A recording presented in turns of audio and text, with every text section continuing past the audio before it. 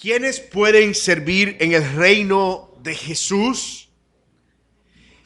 ¿De qué manera puedo servir a Jesús? Es más, ¿importa a Dios si sirvo o no sirvo a Jesús?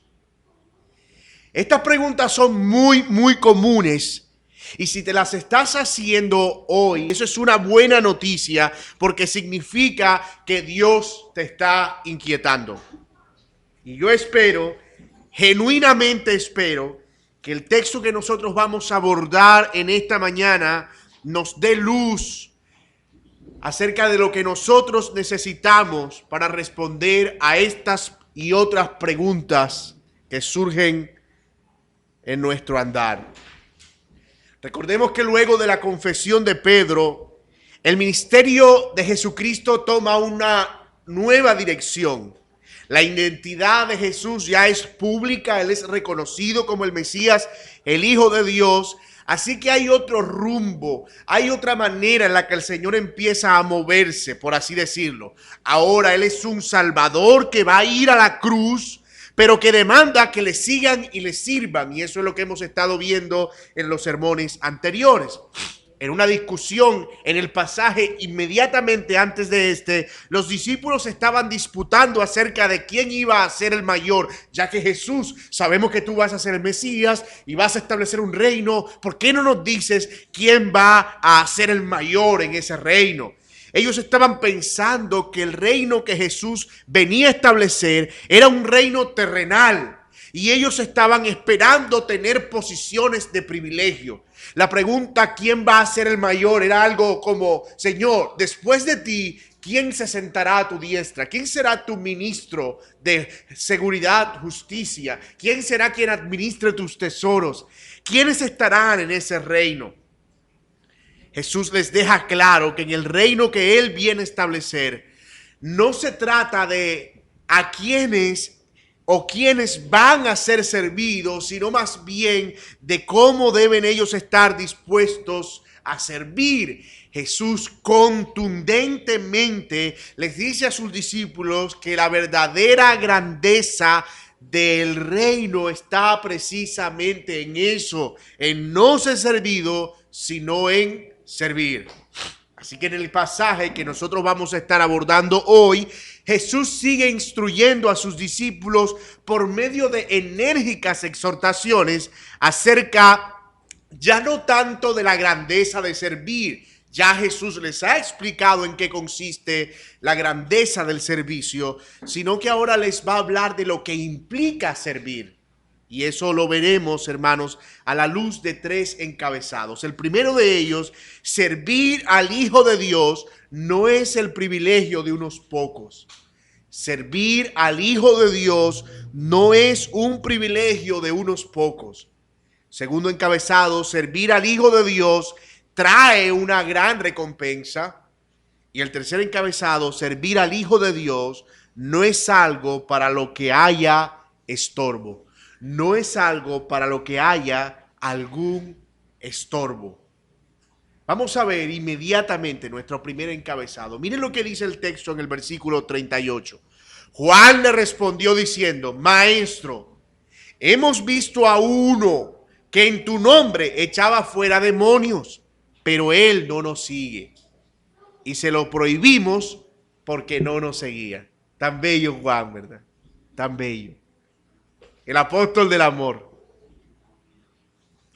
Después de la escena en la que los discípulos son enseñados acerca de si realmente quieren ser grandes en el reino de los cielos, ellos debían servir y hacerse humildes como un niño, uno esperaría que incluso después de tremenda ilustración que el Señor utiliza, que es cargar a un niño en su brazo y decir, miren, si ustedes no se hacen como uno de estos niños, no pueden entrar al reino de los cielos. Uno esperaría que los discípulos estuvieran totalmente claros acerca de qué es lo que Jesús quiere comunicar. Pero mis amados hermanos, parece que ellos todavía seguían con problemas para entender lo que Jesús quería decir. Es claro que muchas veces las razones por las cuales la gente no hace la voluntad de Dios no es porque le falte un buen maestro. Porque los discípulos tenían al mejor maestro que haya pisado jamás la faz de la tierra. Pero su corazón estaba ¿qué? Su corazón estaba endurecido, como el nuestro en muchas ocasiones. Así que no se trata realmente de que alguien sea competente para discipularnos o no discipularnos. Se trata realmente de cómo la verdad que nosotros oímos transforma nuestros corazones. Así que esta vez Juan, no Pedro, Juan es el que habla palabras desafortunadas. Al parecer se enteró que una persona estaba echando fuera a los demonios en el nombre de Jesús. Pero él reprendió al hombre y le está contando a Jesús: Señor, si supiera, me enteré que por allá un hombre está echando fuera demonios. ¿Supieras lo que hice, Señor? Le dije que no lo hiciera más, porque es que Él no es de los nuestros. Él no nos sigue. Este pensamiento exclusivista de Juan estaba ligado al hecho de que habían malentendido al Señor cuando los apartaba a ellos, a los 12, para explicarles cosas que a otros no. Ellos estaban creyendo que ellos iban a ser el grupo élite de acción y no que iban a ser los primeros por medio de los cuales otros iban a ser enseñados. Por supuesto, mis amados, esto también obedecía a la idea de que tal vez ellos no iban a morir y que el reino de los cielos se iba a establecer inmediatamente y no que iba a ser un reino espiritual que iba a crecer y expandirse por años hasta el día de hoy. Juan no solo no estaba entendiendo de qué se trataba el reino, sino que estaba pensando de manera egoísta. Él pensaba que solo ellos tenían la facultad para hacer esas señales, pero qué equivocado estaba no solo Juan, sino el resto de los discípulos. La porción de este pasaje es muy llamativa para mí, porque ese pensamiento exclusivista permanece en muchos círculos hoy en día. Esa idea de pensar que solo por medio de tal iglesia, de tal predicador, de tal corriente teológica, solo en ese lugar está la verdad. Solo a través de esa iglesia puedes conocer el reino. Solo esta iglesia puede expandir el mensaje. Mis amados, nosotros ignoramos profundamente lo que Dios puede hacer y en efecto lo que Él está haciendo por medio de hombres comunes y corrientes, incógnitos para nosotros, pero que están entregados por completo en su diario vivir a la obra del Señor y que incluso están muriendo por causa del Señor. El pensamiento de Juan es el mismo de aquellos que creen que solo en ellos hay un llamado especial para poder hablar la verdad. Qué equivocados están. Nosotros, hermanos, podemos sutilmente ser engañados de esa manera. Yo sé y soy consciente que hoy nosotros luchamos contra un falso evangelio. Contra personas que enseñan voluntariamente mentira con el propósito consciente de engañar a otros. Pero también sabemos que hay otros que, aunque no lo están haciendo de la manera en que nosotros lo hacemos, lo están haciendo fielmente por dar a conocer a Jesucristo. El apóstol Pablo dijo: algunos anuncian el evangelio por causarme males, otros por ganancia, otros por añadir aflicción a mis aflicciones. Como quiera que sea, si yo estando preso hace que otra gente empiece a predicar para decir: Pablo, yo predico, tú no, porque tú estás preso, entonces me quedaré preso toda la vida, si eso redunda en que otros prediquen y anuncien el mensaje del evangelio. Mis hermanos, nosotros no somos los portadores de la verdad absoluta. Y eso tiene que llevarnos a un espíritu humilde, sobre todo, hermanos, cuando estamos hablando con personas que no están creyendo exactamente y textualmente lo mismo que nosotros, y jóvenes que están aquí, especialmente en el contexto de las redes sociales. Porque hoy en día hay mucha gente que está cazando debates, Está viendo dónde hay un comentario para ¡pum! Entrar. Eso no es así. Eso está mal. Eso es del diablo. Los reformados decían esto y esto otro. Y está claro, hermano, que hay cosas que nosotros creemos que son conforme a la palabra de Dios y morimos por ellas. Pero, hermano, no podemos caer en ese pensamiento exclusivista y casi sectario de creer que solo aquí está la verdad. Y que solo aquí se predica el evangelio. Y que solo aquí se está dando a conocer a Jesucristo. Pero este pensamiento exclusivista también es de aquellos que creen que los únicos que pueden servir al Señor son los que tienen un llamado especial. O los que ejercen el ministerio. Es una especie de exclusivismo extraño, pero conveniente. Es algo como: yo no soy nadie para hablar de Jesús, por eso no evangelizo. Como yo no soy pastor y como yo no estoy involucrado en el ministerio, por eso yo no me involucro en el servicio. Entonces estamos pensando que servir a Dios solo es algo que corresponde a una clase de personas en especial.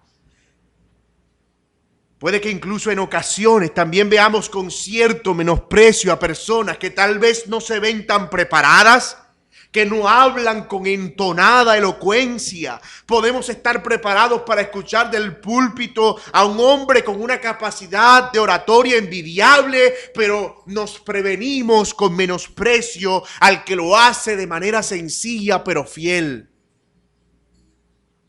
¿Quién va a enseñar hoy? Fulano, no voy. ¿Quién va a enseñar ahí? Fulano. Bueno, sí, con ese sí me gusta. Si es alguien que está enseñando mentira, hay un problema. Está bien que no vayas. Pero si hay alguien que está enseñando la verdad de manera fiel, en el uso de los dones que Dios les ha dado, porque no todas las personas son iguales.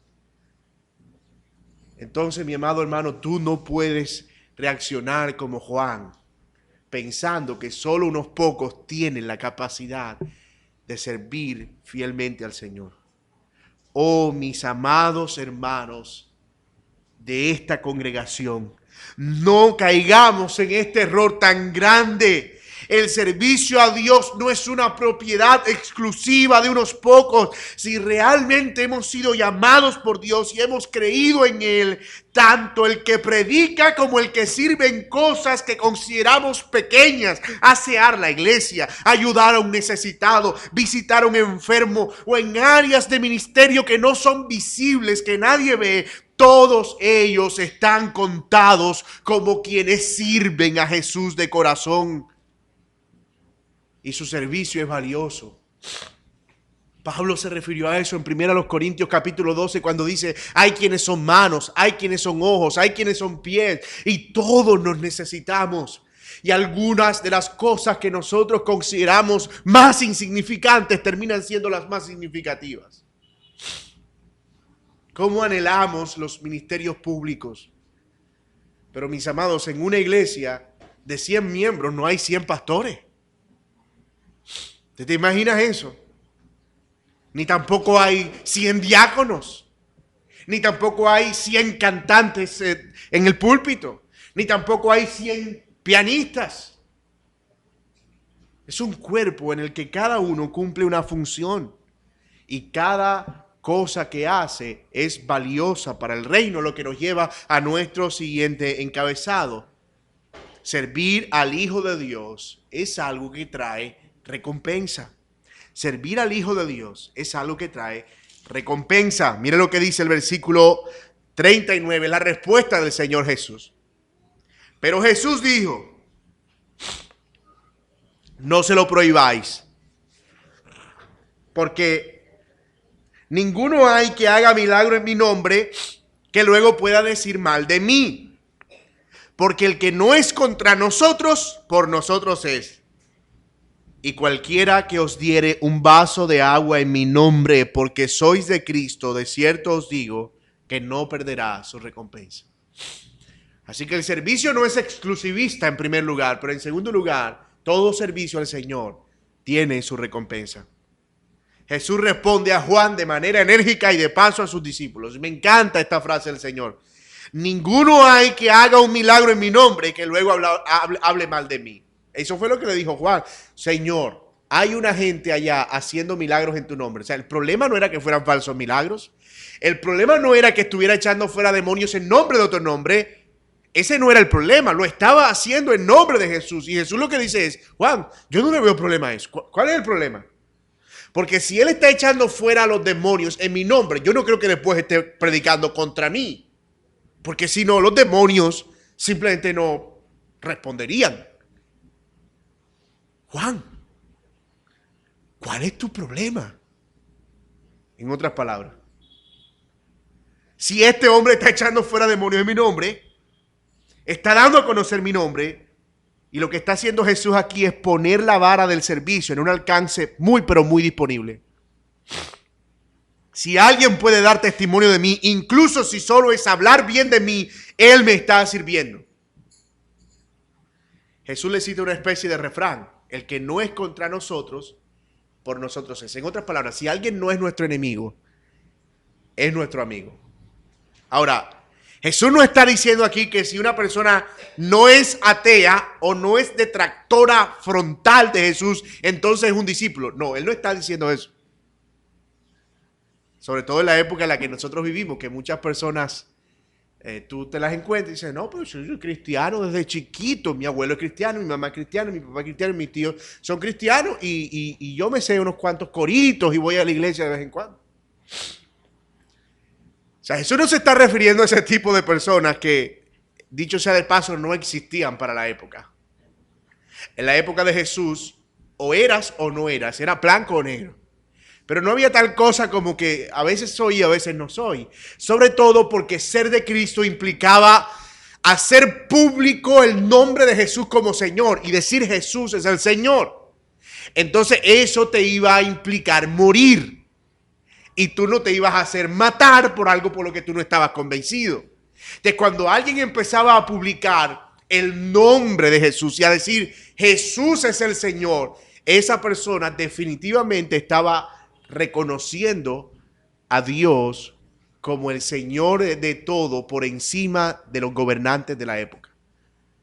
Nosotros vivimos en un tiempo diferente y hoy nosotros necesitamos algo más que la confesión Jesús es el Señor, y es por eso que tenemos programa de discipulado, tenemos un programa de preparación para bautismo, tenemos el tiempo que los hermanos observan a la persona si realmente es el Señor, porque cualquiera puede decir un día, yo soy del Señor y el Señor es mi Dios, bautícenme. Hoy no se ve tanto así como en Hechos capítulo 2. ¿Qué tenemos que hacer? Confesar que Cristo es el Señor. Bautícense. Listo. 3,000 personas bautizadas. 5,000 en otra época. Y así sucesivamente. Pero hoy nosotros no estamos en una época así.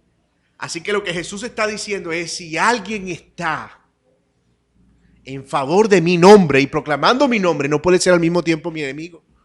Porque esa persona está poniendo en peligro su vida por proclamarme a mí como Señor. Así que si alguien no es nuestro enemigo, entonces es nuestro amigo. Está con nosotros. Ahora, el punto de Juan era, él no está con nosotros en el sentido de, él no es de los 12. Él no es de la rosca, decimos nosotros aquí. Él no nos sigue. Pero Jesús dice que no necesitamos que nos siga. Lo que necesitamos es que proclamen su nombre o mi nombre. Jesús todavía va más allá, mis hermanos. Jesús todavía va más allá.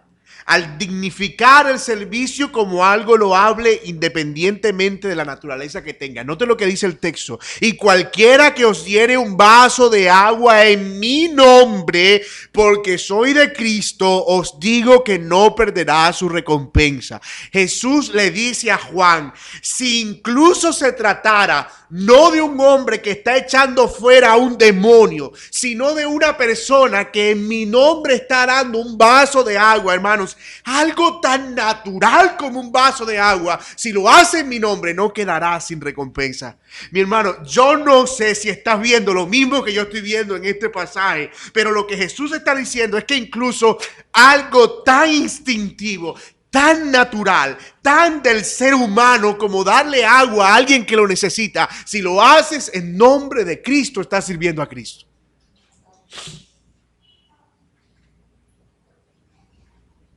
Ahora, miren el contraste que Jesús hace. Dice, hay un hombre que está echando fuera demonios, pero él no nos sigue y yo se lo prohibí. Y Jesús dice, si alguien da vasos de agua en mi nombre, no quedará sin su recompensa o no perderá su recompensa. Porque lo está haciendo en mi nombre. Y lo está haciendo a otros que también son de Cristo. Jesús lo que está diciendo es, independientemente de lo que tú hagas para el Señor, el servicio es digno de recompensa. Y esto es bien importante, mis amados hermanos, porque esto es a lo que Pablo se refiere cuando dice, hacedlo todo para la gloria de Dios.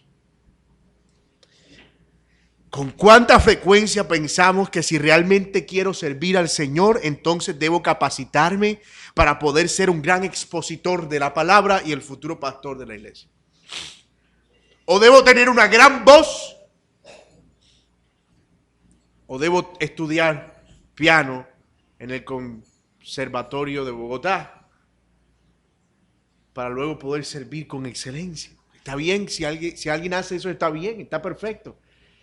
Pero mis hermanos, yo les dije hace un momento, esas no son las únicas formas en las que nosotros podemos estar pensando que se sirve a Cristo.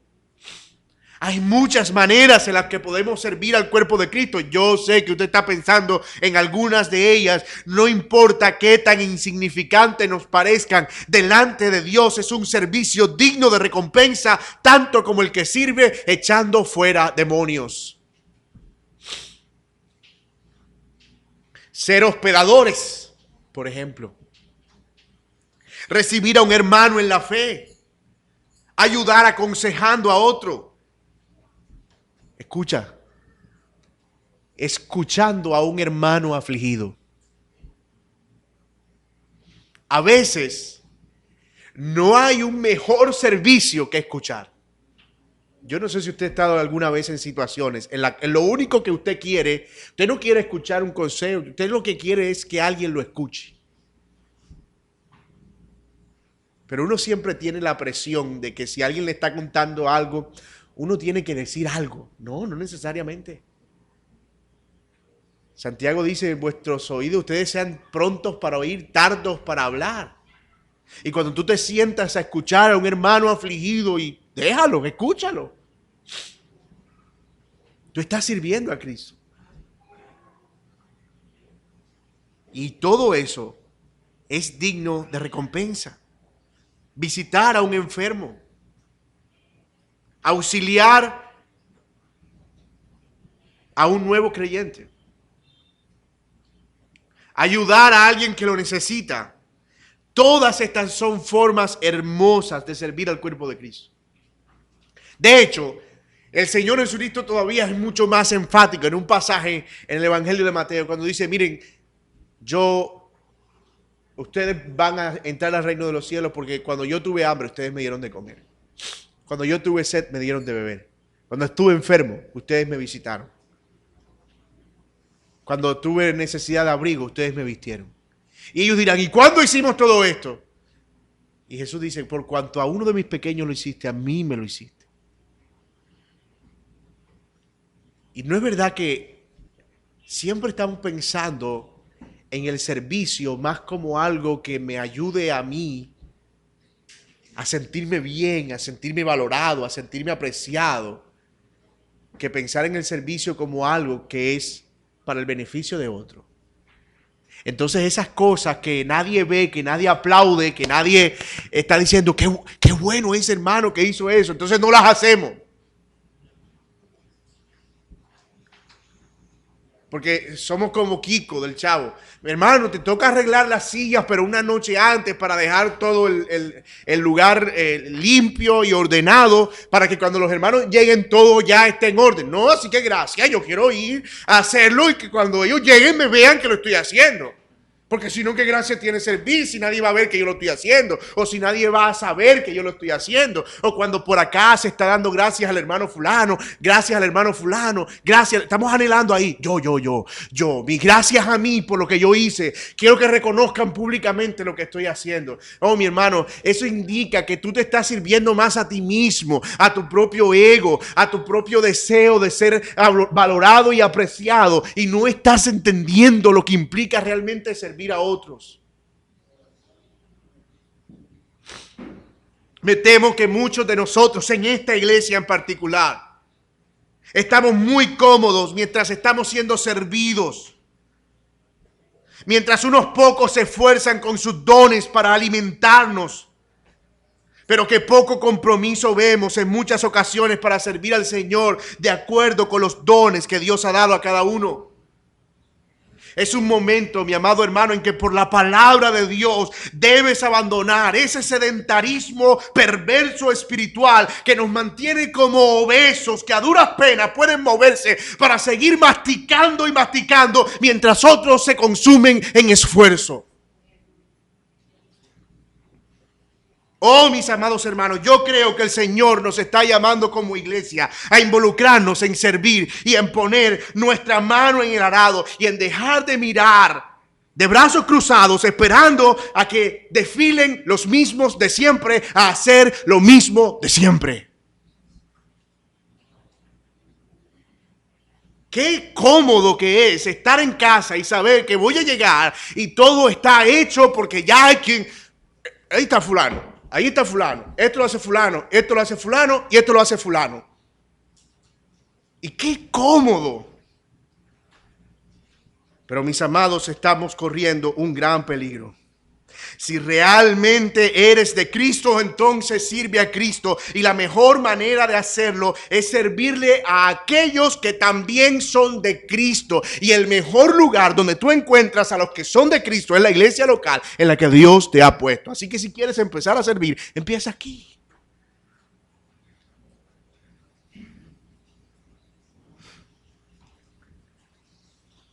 Pero si estás pensando que esta es una opción, que servir es una opción, déjame decirte que puedes morirte equivocado si sigues pensando eso. Si crees que esto es algo que Dios ve con poca importancia, lo estás viendo de manera borrosa. ¿A Dios le importa o no le importa si nosotros servimos? Eso nos lleva a nuestro tercer y último encabezado. Servir al Hijo de Dios no es algo para lo que deba haber tropiezo. Note lo que dice nuestro texto. Cualquiera que haga tropezar a uno de estos pequeñitos que creen en mí, mejor le fuere atarse una piedra de molino en el cuello y arrojarse en el mar. Jesús continúa con su respuesta a Juan y a los discípulos. Él no ha cambiado de tema. Él sigue hablando de lo mismo. Mi amado hermano, este pasaje del versículo 43 no es Jesús hablando de los perdidos. No es Jesús hablando de las ovejas de otro rebaño. No es Jesús hablando de otro tema. Es hablando en la misma línea de pensamiento. Nota que en el texto no hay nada que diga y después y en otro lugar y luego fulano dijo. No. La respuesta sigue siendo derechita, la misma. Así que como Jesús no era un loco que hablaba disparates, nosotros debemos suponer que aquí Jesús sigue hablando todavía de la necesidad de servir sin importar lo loable que pueda ser la labor o lo insignificante que pueda ser según nosotros. Nota esto, hermano. Hay un gran peligro, según Jesús, en ser un estorbo para los que sirven en su obra. En primer lugar, el Señor exhorta a no ser un estorbo para que otros sirvan. Mira lo que dice el texto: si alguno hace tropezar a uno de estos pequeños. Es cierto que es muy posible incluso que Jesús todavía tuviera al niño cargado en sus brazos. Y Jesús estuviera diciendo: cualquiera quisiera tropezar a uno de estos pequeños. Pero allí Jesús ya no solo se está refiriendo a los que reciben la fe como un niño, sino a los pequeños que son como nuevos, que no son como los 12, que son como este hombre que está echando fuera demonios. Un pequeño en la fe aún. uno que todavía está empezando, pero que está sirviendo. Si alguno hace tropezar a uno de estos pequeños, la exhortación es contra Juan. Juan, estás en un problema serio si tú estás estorbando lo que ese pequeño está haciendo. Y lo que le dice Jesús es, mejor te fuere atarte una piedra de molino en el cuello e irte a lo profundo del mar. Las piedras de molino eran piedras grandes usadas normalmente en otras piedras cóncavas para triturar los olivos y algunas uvas. Lo que hacía era que se amarraba un palo a la piedra y luego se colocaba un yugo en un burro, le tapaban los ojos al burro y el burro lo ponían a dar vueltas en círculo y entonces el burro estaba ahí moviendo la piedra mientras se trituraban los olivos y las uvas y las cosas que solían ponerse ahí. Esas piedras normalmente tenían un hueco en la mitad que eran como una llanta, haga de cuenta, pero de roca. Entonces lo que está diciendo Jesús es mejor que tú te metas la cabeza en una de esas piedras, en el hueco de la piedra, y te arrojes al fondo del mar en lugar de ser un estorbo para aquellos pequeñitos que están sirviendo a Cristo. En otras palabras, mis amados hermanos, la idea del Señor es, mejor te es morir y que ni siquiera encuentren tu cuerpo, lo cual es una tragedia todavía mayor que morir para un judío, a que hagas tropezar y estorbes a uno de estos que están sirviendo. Ahora yo les pregunto, mis amados hermanos, ¿es serio para Dios esto de servir? Pero si aún es difícil para usted, mire cómo continúa el Señor para poder ilustrarlo mejor.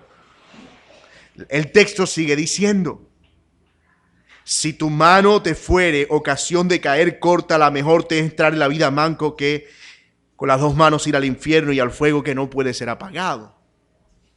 No seas estorbo al servicio, no solo a otros, sino no te estorbes a ti mismo para servir. Quita todo lo que pueda ser un tropiezo en tu propia vida para que puedas servir en el reino. No solo se puede estorbar a otros, sino que también nosotros mismos podemos ser estorbados por el pecado residual en nuestras vidas. El pecado sin arrepentimiento. Mis amados, Jesús es radical. Su discipulado es radical. Si un ojo te hace caer, sácalo. Si tu mano te hace caer, córtala. Si tu pie te hace tropezar, córtalo. La idea no es literal. No vaya a venir aquí con un parche en el ojo el domingo.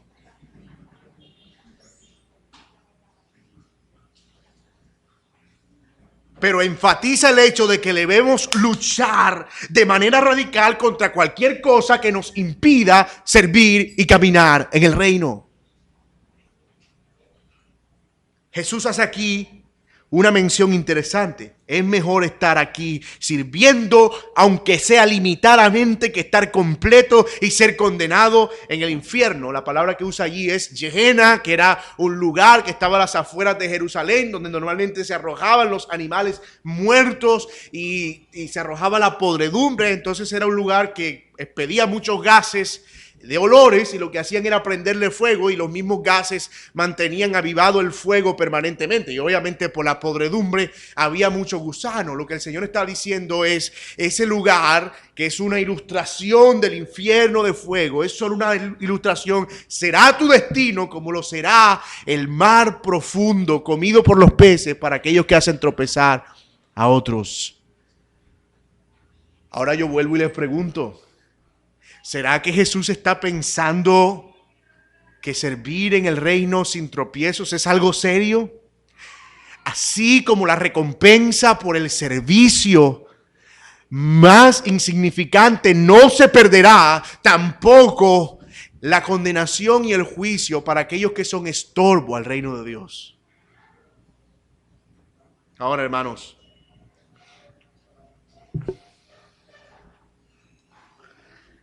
Eso tiene que hacernos pensar a nosotros. Si hay algún tipo de pecado en nuestras vidas que nos está impidiendo servir como nosotros quisiéramos, y si realmente estamos siendo radicales con eso, porque si nuestra obstinación es tan fuerte que decimos, mira, yo prefiero morirme que renunciar a este pecado, tu destino es la condenación eterna. Pero esperanza hay en Cristo Jesús. Y su servicio y consagración y una vida dedicada a Él no quedará sin recompensa en el reino de los cielos. El mensaje es claro: lucha con todas tus fuerzas contra el engaño del pecado para que puedas correr la carrera con libertad, como dice el autor de Hebreos, despojándonos de todo el peso que nos asedia, corramos la carrera que tenemos por delante. En otras palabras, quítate todo aquello que sea un estorbo para que puedas seguir caminando con libertad. Si el servicio está siendo estorbado por una vida de pecado, entonces arrepiéntete de tu pecado, mi amado hermano.